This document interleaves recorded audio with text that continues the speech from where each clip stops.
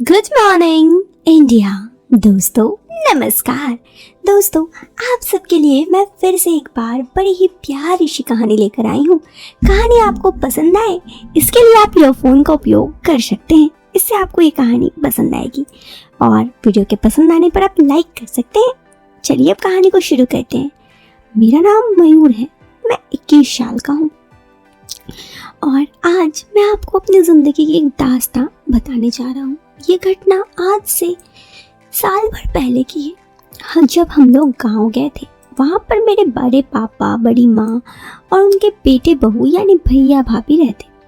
मेरी भाभी शादी से पहले तो दुबली पतली थी, मगर शादी के बाद देखने में बड़ी खूबसूरत हो गई है। सच कहूँ तो मैं उनके देखते ही मानो खो गया। हम लोग बहुत समय बाद मिले और मैं भाभी के इस रूप में देख के दंग रह गया। वो वाकई गजब हो गई थी और लग रहा था कि मानो लाइफ में न जाने कितनी खुश है। खैर हम लोग अंदर गए। कुछ देर बाद रात हो गई। उसके बाद सब लोगों ने खाना खाया, फिर अंदर बैठ गए। बैठे बैठे हम लोग हंसी मजाक कर रहे थे। मैं भी भाभी को देख मुस्कुरा देता, वो भी ऐसा करती। वहाँ बैठे बैठे बार बार भाभी में से मेरी नज़र टकरा रही थी। यूं कहे तो भाभी बार बार मुझे देख रही थी। मैं आपको बता दूं, भाभी काफ़ी पहले भी मेरे ऊपर लाइन मारने की कोशिश करती थी। उस वक्त मैं 19 साल का था, लेकिन मैं उस वक्त उतनी ध्यान नहीं दिया। और फिर उस वक्त भाभी की नई शादी हुई थी। जो अगले दिन सब सामान्य रहा। अब भाभी के लिए मेरा आकर्षण काफ़ी बढ़ गया। अगले दिन जब वो वॉशरूम से निकली तो मैं वॉशरूम गया तो मैं देखा उस वक्त नहा के ही निकली थी, तो पानी वानी इधर था। फिर मैं निकल गया। मैं भाभी के बारे में दिन भर सोचने लगता। शायद उन्हें मेरे बारे में पता था या फिर वो सच में वो ऐसा करती। वो उस दिन मुझे देख मुस्कुरा दी, फिर बोली, ये मेरे माथे में पसीना कैसे आ गया? अंदर ऐसा क्या हुआ? पानी से नहाने के बजाय पसीने से नहा लिया। मैं घबरा गया और उस घबराहट में कुछ न बोलकर सीधा वहाँ से भागने लगा तो भाभी से टकरा गया। टकराने से धक्का लगा और वो दीवार से सट गई। खैर मैंने उन्हें कहा सॉरी। उन्होंने कहा कोई बात नहीं। अब मैं बिना शर्म के भाभी को देखता और मजाक करता रहता। फिर एक शाम घर पर कोई नहीं था। उस दिन सब एक प्रसिद्ध मंदिर गए थे। बड़े पापा और मॉम उनके साथ गए थे। भैया काम से गए थे। भाभी अपने पड़ोस के यहाँ गई थी। मैं घर पर अकेला था।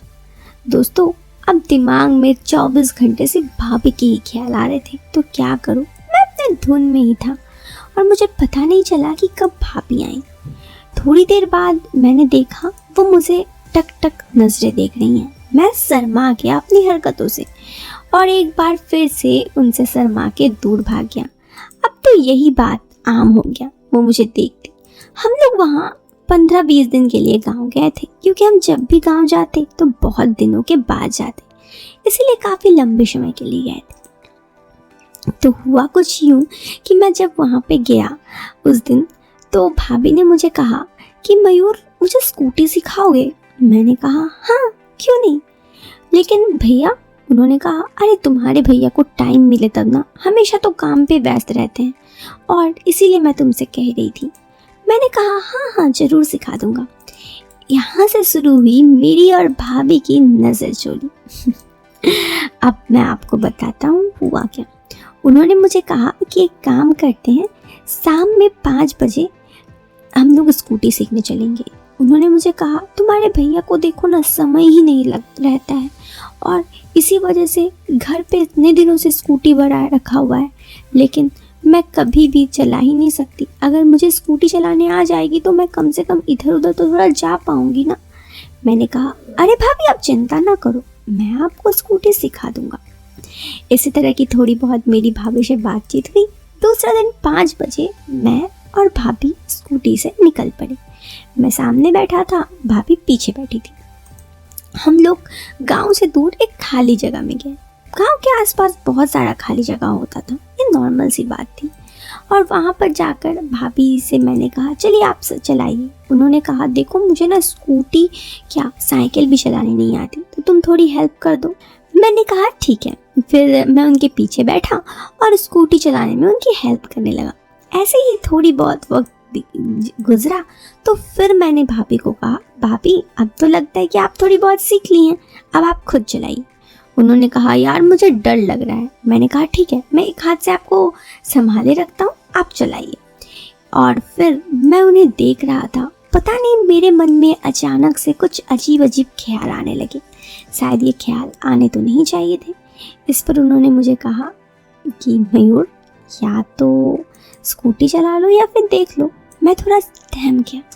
उन्होंने कहा, कोई बात नहीं मयूर, मैं समझ सकती हूँ, वैसे भी एक टाइम पे एक काम करना ज़्यादा आसान होता है।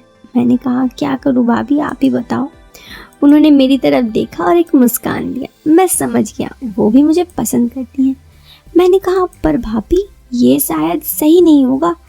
उन्होंने कहा, सही नहीं होगा मतलब? मैंने कहा, देखो आप मेरी भाभी लगती हूँ और अगर आप ऐसा करते हैं तो आप भी भैया को धोखा देंगे, तो क्या ये सही होगा? उस वक्त उन्होंने जो मुझे कहा वो एक तरफ से मुझे बुरा भी लगा, दूसरी तरफ से सही भी। उन्होंने कहा, देखो जिंदगी में जो मर्जी आए वो करना चाहिए। जिंदगी बहुत छोटी है और हमें अपनी मर्जी से वो सारे काम करने चाहिए। मैंने कहा, हाँ वो तो है। उन्होंने आगे कहा, देखो मयूर, तुम्हारे भैया का एक जगह अफेयर चलता है। मैंने कहा, क्या? तो उन्होंने कहा, हाँ, और यहाँ इतना ही नहीं, वो कई दफ़ा उससे मिलने जाते हैं और उनके साथ कई बार तो घूमने भी जाते हैं। मैंने कहा, तो भाभी आप भैया को कुछ नहीं बोलती? उन्होंने कहा, अगर मैं तुम्हारे भैया को बोलूँ तो वो क्या मान जाएंगे? नहीं मानेंगे, वो वही करेंगे जो उनको अच्छा लगेगा। इसलिए मुझे भी ज़िंदगी में वो सब करने का अधिकार है जो मुझे अच्छा लगे। मैं उनकी बातों पे समझ गया था। हम दोनों वहाँ से घर चले गए। अब हम मौके का इंतज़ार करने लगे कि कब ऐसा मौका आए कि मैं और भाभी एक दूसरे के प्यार में डुबकी लगा सके। लेकिन ऐसा मौका आ ही तो नहीं रहा था, यही दिक्कत थी। फिर एक दिन घर पे सभी लोग पिकनिक पे जाने लगे।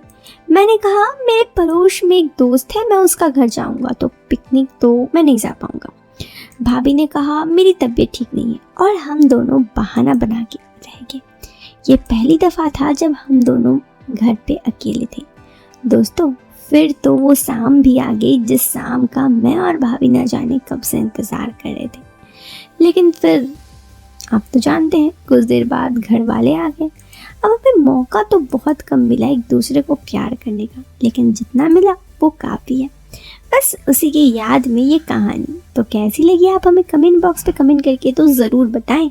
पसंद आई हो तो आप इस वीडियो को एक लाइक कर सकते हैं। दोस्तों, चैनल पे पहली बार आए हैं तो चैनल को सब्सक्राइब करें ताकि आपको इसी तरह की इंटरेस्टिंग और मज़ेदार रोमांटिक कहानियाँ हमेशा आपके पास पहुँचती रहे। हम मिलते हैं फिर एक नए वीडियो में एक नए और इंटरेस्टिंग टॉपिक के साथ। तब तक के लिए bye bye, take care, bye.